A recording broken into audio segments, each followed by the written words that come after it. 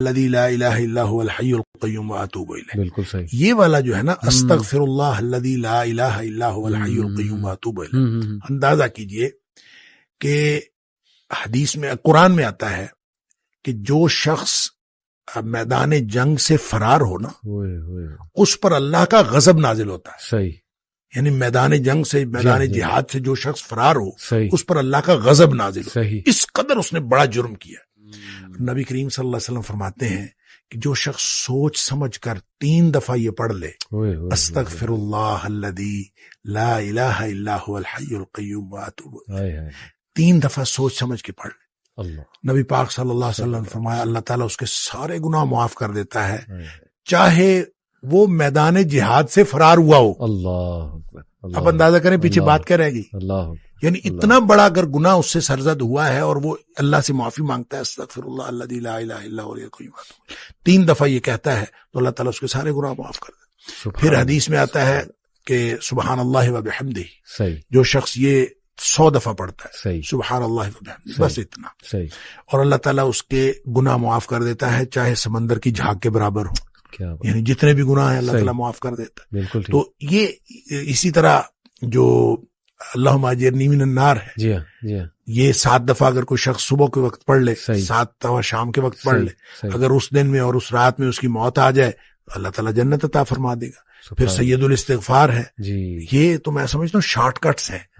تو سید الاستغفار 1 دفعہ پڑھ لے، اللہم انت ربی لا الہ الا انت خلقتنی وانا عبدک وانا، تو یہ 7 دفعہ، یہ 1 دفعہ پڑھ لے، دن کے کسی ایک حصے میں پڑھ لے، اس دن فوت ہو گیا تو انشاءاللہ جنت میں چلا جائے گا. رات کے کسی ایک حصے میں 1 دفعہ پڑھ لے تو اس رات فوت ہو گیا تو جنت میں چلا جائے گا. تو گویا صبح و شام کے یہ اذکار میں یہ تو شارٹ کٹس ہیں کہ اگر انسان یہ پڑھ لے تو انشاءاللہ وہ جنت میں جائے گا. باقی جو انسان کو یہ خیالات آتے ہیں نا، سائیکولوجیکلی انسان کو ریگریٹ ختم نہیں ہوتا یا گلٹ ختم نہیں ہوتا، یا آپ کہہ لیجئے کہ اس کے وسوسے ختم نہیں ہوتے، تو اس کے لیے ایک علاج نبی کریم صلی اللہ علیہ وسلم نے بتایا، وہ ہے لا حول ولا قوت الا باللہ.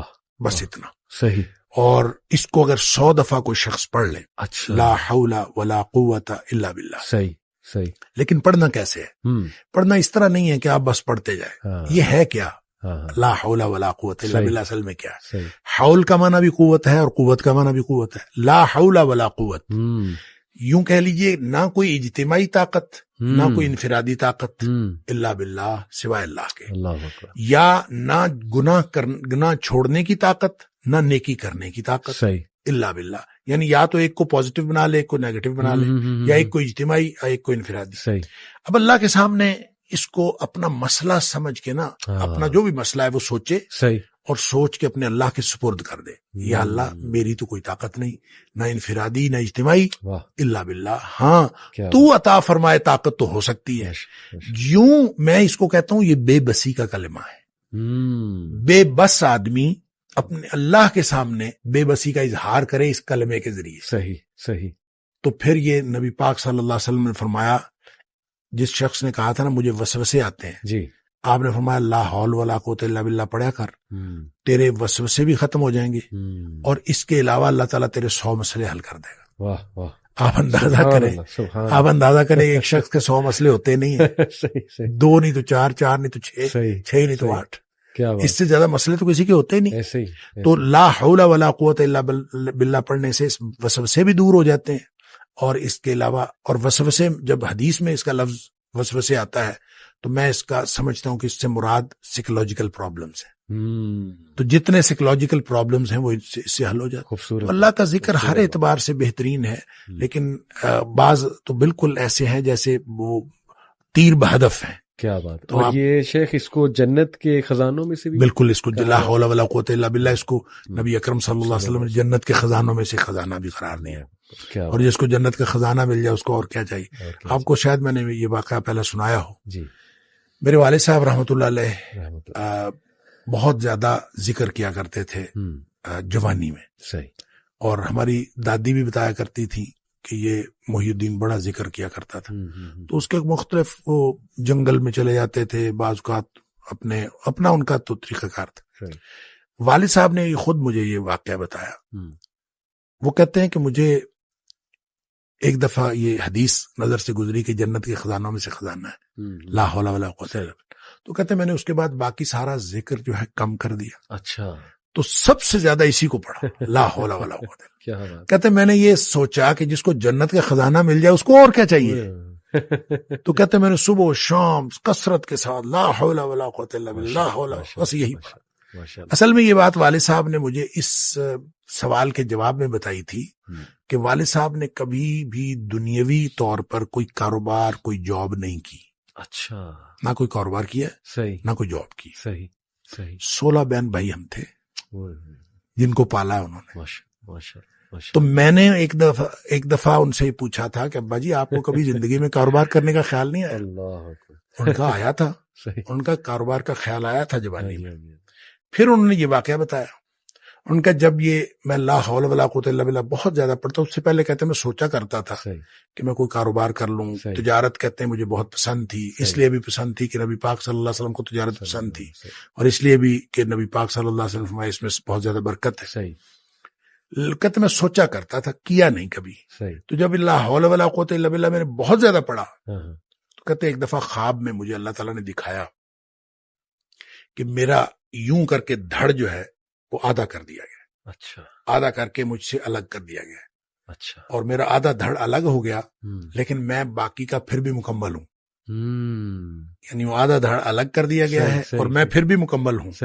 اور مجھے خواب میں ہی بتایا گیا یہ سمجھایا گیا کہ تیری دنیا ہم نے تجھ سے الگ کر دی ہے. جنت مانگتے تھے نا اللہ تو ہم نے تجھ سے تمہاری دنیا الگ کر دی ہے. تو والد صاحب یہ فرمایا کرتے تھے کہ اس کے بعد مجھے زندگی میں کاروبار کرنے کا خیال بھی نہیں آیا. اس سے پہلے خیال آتا تھا کیا تو پہلے بھی نہیں تھا. اس سے پہلے خیال آتا تھا اس کے بعد کبھی کاروبار کرنے کا خیال بھی نہیں آیا. کیا بات ہے. یہ کاش کی باتیں ہمیں سمجھ لگ جائیں. میں بس ایک اور چھوٹا سا واقعہ آپ ہی کی اس بات سے یاد آ گیا. خالد بن ولید رضی اللہ تعالیٰ عنہ آئی تھنک یہ جو رومیوں کے خلاف جنگ تھی اس میں وہ اکیلے ہی نکل جایا کرتے تھے اور یہ ان کی عادت تھی اکثر پیٹرولنگ کرنے. دشمن کے خیموں تک پہنچ جایا کرتے تھے دیکھتے تھے کہ کتنے ہیں اور کیا معاملات ہیں ویپنری کون سی ہے. تو صحابہ نے انہیں منع بھی فرمایا کہ آپ جو ہے ہمارے کمانڈر ہیں آپ اکیلے اس طرح نکل جایا کرتے ہیں. تو انہوں نے اس موقع پہ ایک بات کی کہ کیا تم نے حدیث نہیں سنی اللہ کے نبی صلی اللہ علیہ وسلم نے فرمایا کہ وہ انسان جو اللہ کا ذکر کرتا ہے اور جو نہیں کرتا اس کی مثال زندہ اور مردے کی. انہوں نے کہا یہ سارے مردہ ہیں میں زندہ ہوں. میں تو اس لیے وہاں پہنچ گیا. تو شیخ یہ اگر ہمارا بلیف بلڈ ہو جائے ذکر پہ ایمان کی بات اور یہ ایمان ہمارا بلڈ ہو جائے تو میرا خیال سارے مسئلے حل ہیں. اور بس اختتام یہاں پہ کرتے ہیں شیخ جو آپ نے وہ بدو کی بات بتائی کہ کیا اس کا گمان تھا اللہ رب العالمین کے بارے میں کہ اس نے کہا کہ یا رسول اللہ میرا حساب کون لے گا. تو اللہ کے نبی نے کہا اللہ لے گا. تو وہ جمپے مارتا ہوا گیا. اس نے کہا بس پھر تو پھر تو میں بخشا گیا. پھر تو میں بخشا گیا. سبحان اللہ. شیخ اللہ آپ کو بہت خوش رکھے. اللہ آپ سے راضی ہو. آپ کا یہ اللہ تعالیٰ ہم سب کو مضبوط ایمان نصیب فرمائے. آمین آمین آمین. میں آپ سے شیخ یہ پوچھنا چاہتا ہوں کوئی ایسی دعا بتا دیں اس فیئر کو اوور کم کرنے کی. جیسے آپ نے ایک تو یہ اللہ اللہ ربی لا اشرک بہ شیئا اور کچھ ایسے کلمات پتہ لگ جائیں جو دعا کریں تو ایک تقویت ملے. تو استغفار جو ہے نا صحیح بہت بڑی چیز ہے. استغفار کے بہت سارے کلمات حدیث کے اندر آئے. صحیح. ایک ہے استغفار رب اغفر لی وتب علی انک انت التواب الغفور. بہت شاندار استغفار ہے. قرآن مجید میں نہیں یہ حدیث میں رب اغفر لی وتب علی انک انت التواب الغفور. ایک استغفر اللہ الذی لا الہ الا هو الحی القیوم واتوب الیہ. بالکل صحیح. یہ والا جو ہے نا استغفر اللہ الذی لا الہ الا هو الحی القیوم واتوب الیہ. اندازہ کیجئے کہ حدیث میں قرآن میں آتا ہے کہ جو شخص میدان جنگ سے فرار ہو نا اس پر اللہ کا غضب نازل ہوتا ہے. صحیح. یعنی میدان جنگ سے میدان جہاد سے جو شخص فرار ہو اس پر اللہ کا غضب نازل ہو. اس قدر اس نے بڑا جرم کیا. نبی کریم صلی اللہ علیہ وسلم فرماتے ہیں کہ جو شخص سوچ سمجھ کر 3 دفعہ یہ پڑھ لے استغفر اللہ الذی لا الہ الا هو الحی القیوم واتوب الیہ 3 دفعہ سوچ سمجھ کے پڑھ لے. نبی پاک صلی اللہ علیہ وسلم فرمایا اللہ تعالیٰ اس کے سارے گناہ معاف کر دیتا ہے چاہے وہ میدان جہاد سے فرار ہوا ہو. اللہ اب اندازہ کریں پیچھے بات کیا رہے گی.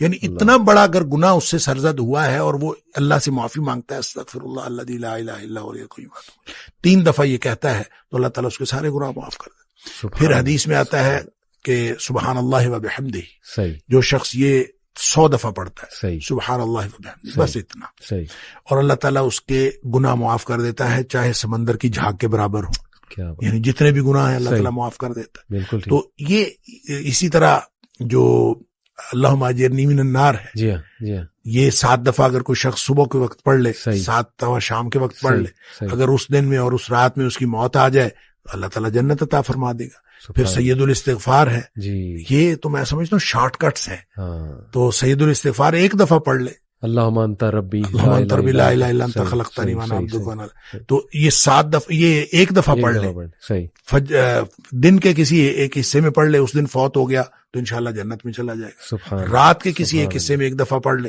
تو اس رات فوت ہو گیا تو جنت میں چلا جائے گا۔ تو گویا صبح و شام کے یہ اذکار میں یہ تو شارٹ کٹس ہیں کہ اگر انسان یہ پڑھ لے تو انشاءاللہ وہ جنت میں جائے گا۔ باقی جو انسان کو یہ خیالات آتے ہیں نا، سائیکولوجیکلی انسان کو ریگریٹ ختم نہیں ہوتا، یا گلٹ ختم نہیں ہوتا، یا آپ کہہ لیجئے کہ اس کے وسوسے ختم نہیں ہوتے، تو اس کے لیے ایک علاج نبی کریم صلی اللہ علیہ وسلم نے بتایا، وہ ہے لا حول ولا قوت الا باللہ، بس اتنا صحیح۔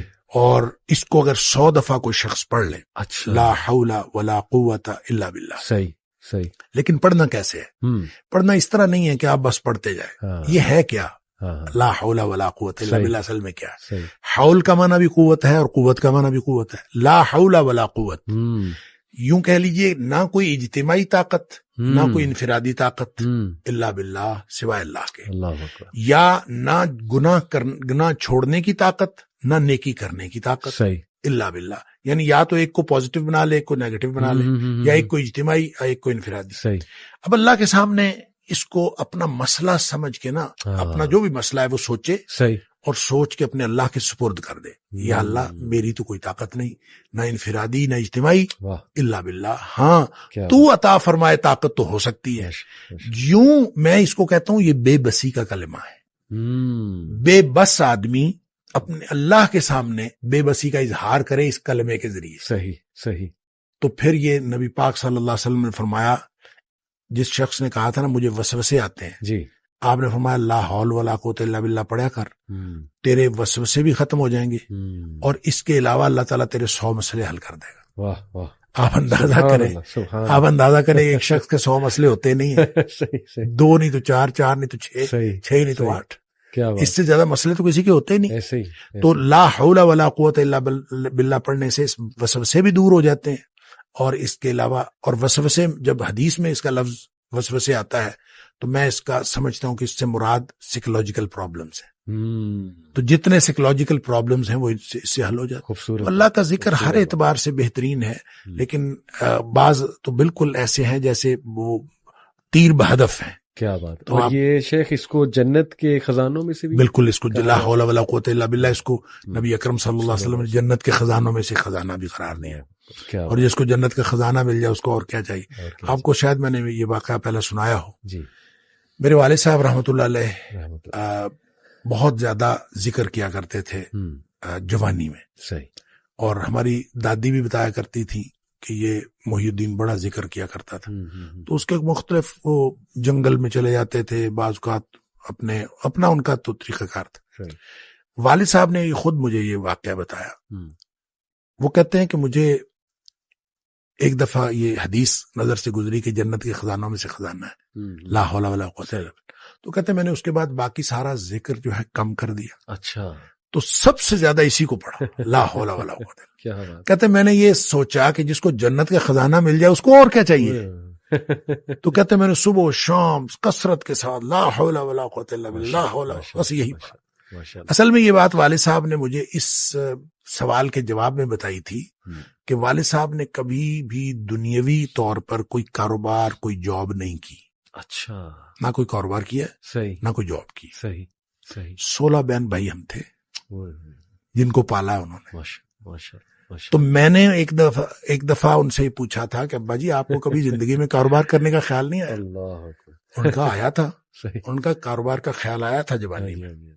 پھر انہوں نے یہ واقعہ بتایا، ان کا جب یہ میں لا حول ولا قوت الا باللہ بہت زیادہ پڑھتا ہوں، اس سے پہلے کہتے ہیں میں سوچا کرتا تھا کہ میں کوئی کاروبار کر لوں، تجارت کہتے ہیں مجھے بہت پسند تھی، اس لیے بھی پسند تھی کہ نبی پاک صلی اللہ علیہ وسلم کو تجارت پسند تھی، اور اس لیے بھی کہ نبی پاک صلی اللہ علیہ وسلم فرمایا اس میں بہت زیادہ برکت ہے۔ کہتے میں سوچا کرتا تھا، کیا نہیں کبھی۔ تو جب لا حول ولا قوت الا باللہ میں نے بہت زیادہ پڑھا تو کہتے ایک دفعہ خواب میں مجھے اللہ تعالیٰ نے دکھایا کہ میرا یوں کر کے دھڑ جو ہے وہ آدھا کر دیا گیا، اچھا، آدھا کر کے مجھ سے الگ کر دیا گیا، اچھا، اور میرا آدھا دھڑ الگ ہو گیا، لیکن میں باقی کا پھر بھی مکمل ہوں، یعنی وہ آدھا دھڑ الگ کر دیا گیا ہے اور میں پھر بھی مکمل ہوں، اور مجھے خواب میں ہی بتایا گیا، یہ سمجھایا گیا کہ تیری دنیا ہم نے تجھ سے الگ کر دی ہے۔ جنت مانگتے تھے نا، اللہ، تو ہم نے تجھ سے تمہاری دنیا الگ کر دی ہے۔ تو والد صاحب یہ فرمایا کرتے تھے کہ اس کے بعد مجھے زندگی میں کاروبار کرنے کا خیال بھی نہیں آیا۔ اس سے پہلے خیال آتا تھا، کیا تو پہلے بھی نہیں تھا، اس سے پہلے خیال آتا تھا، اس کے بعد کبھی کاروبار کرنے کا خیال بھی نہیں آیا۔ کیا بات ہے، یہ کاش کی باتیں ہمیں سمجھ لگ جائیں۔ میں بس ایک اور چھوٹا سا واقعہ آپ ہی کی اس بات سے یاد آ گیا، خالد بن ولید رضی اللہ تعالیٰ عنہ۔ آئی تھنک یہ جو رومیوں کے خلاف جنگ تھی اس میں وہ اکیلے ہی نکل جایا کرتے تھے، اور یہ ان کی عادت تھی اکثر پیٹرولنگ کرنے، دشمن کے خیموں تک پہنچ جایا کرتے تھے، دیکھتے تھے کہ کتنے ہیں اور کیا معاملات ہیں، ویپنری کون سی ہے۔ تو صحابہ نے انہیں منع بھی فرمایا کہ آپ جو ہے ہمارے کمانڈر ہیں، آپ اکیلے اس طرح نکل جایا کرتے ہیں۔ تو انہوں نے اس موقع پہ ایک بات کی کہ کیا تم نے حدیث نہیں سنی، اللہ کے نبی صلی اللہ علیہ وسلم نے فرمایا کہ وہ انسان جو اللہ کا ذکر کرتا ہے اور جو نہیں کرتا اس کی مثال زندہ اور مردے کی ہے۔ انہوں نے کہا یہ سارے مردہ ہیں، میں زندہ ہوں، میں تو اس لیے وہاں پہنچ گیا۔ تو شیخ یہ اگر ہمارا بلیف بلڈ ہو جائے ذکر پہ، ایمان کی بات، اور یہ ایمان ہمارا بلڈ ہو جائے تو میرا خیال سارے مسئلے حل ہیں۔ اور بس اختتام یہاں پہ کرتے ہیں شیخ، جو آپ نے وہ بدو کی بات بتائی کہ کیا اس کا گمان تھا اللہ رب العالمین کے بارے میں، کہ اس نے کہا کہ یا رسول اللہ میرا حساب کون لے گا؟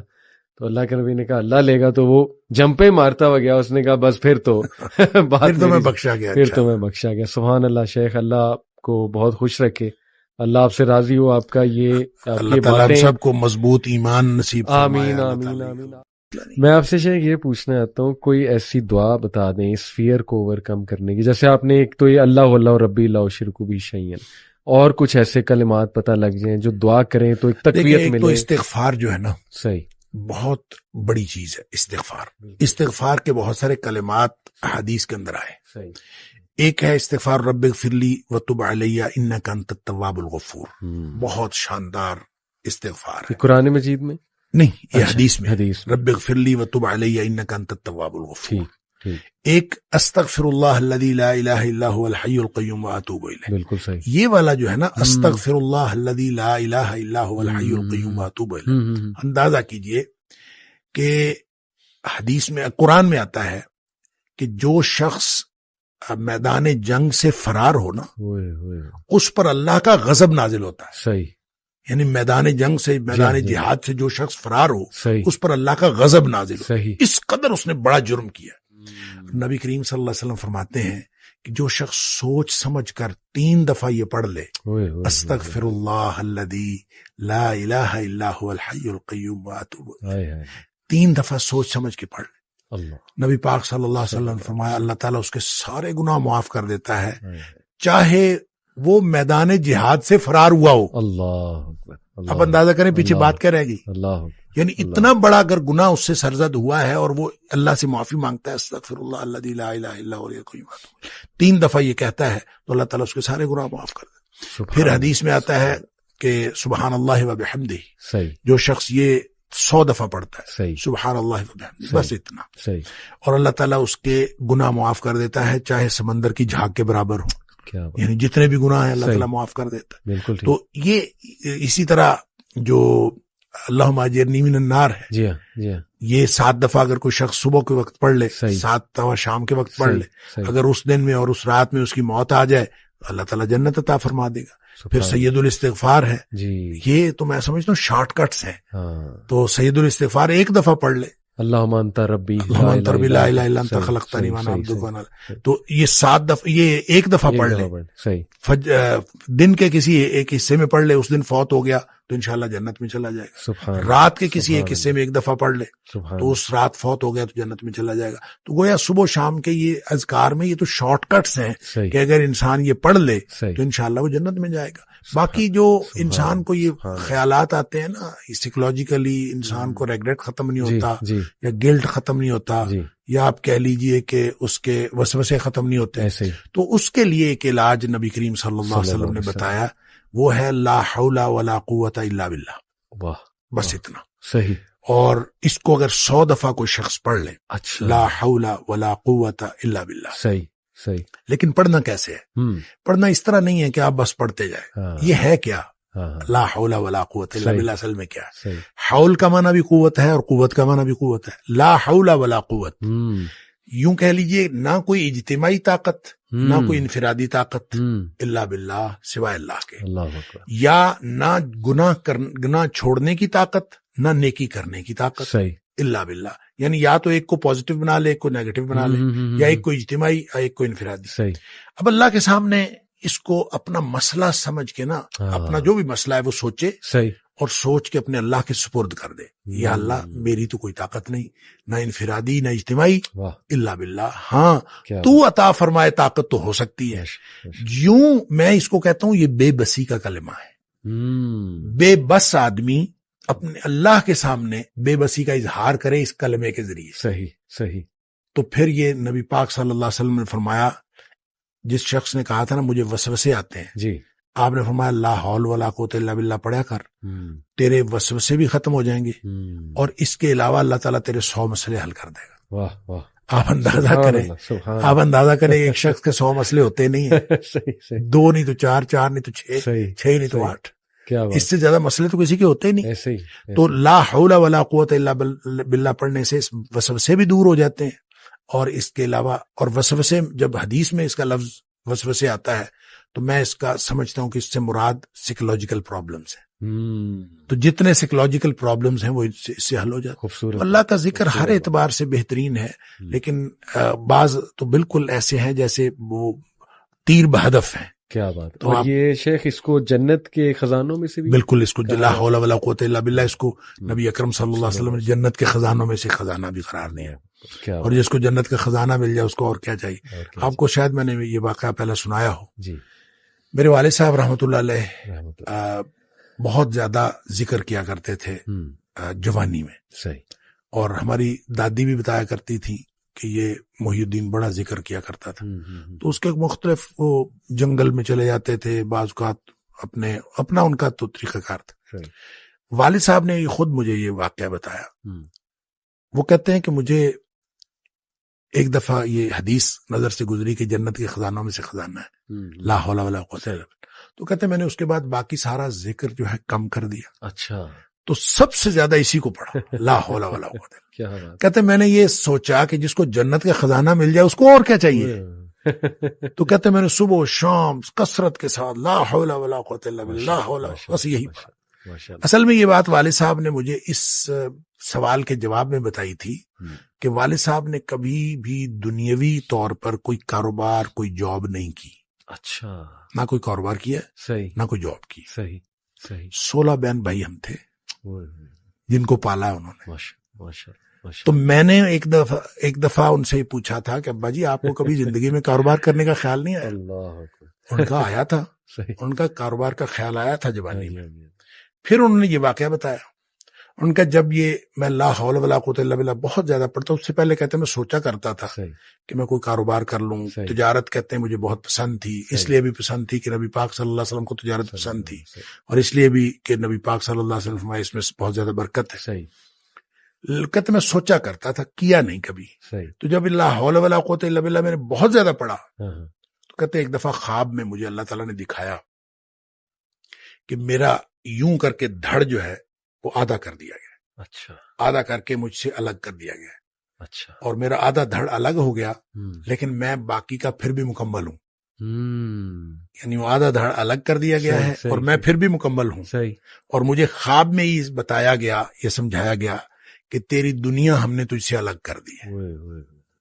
جنت مانگتے تھے نا, اللہ, تو ہم نے تجھ سے تمہاری دنیا الگ کر دی ہے.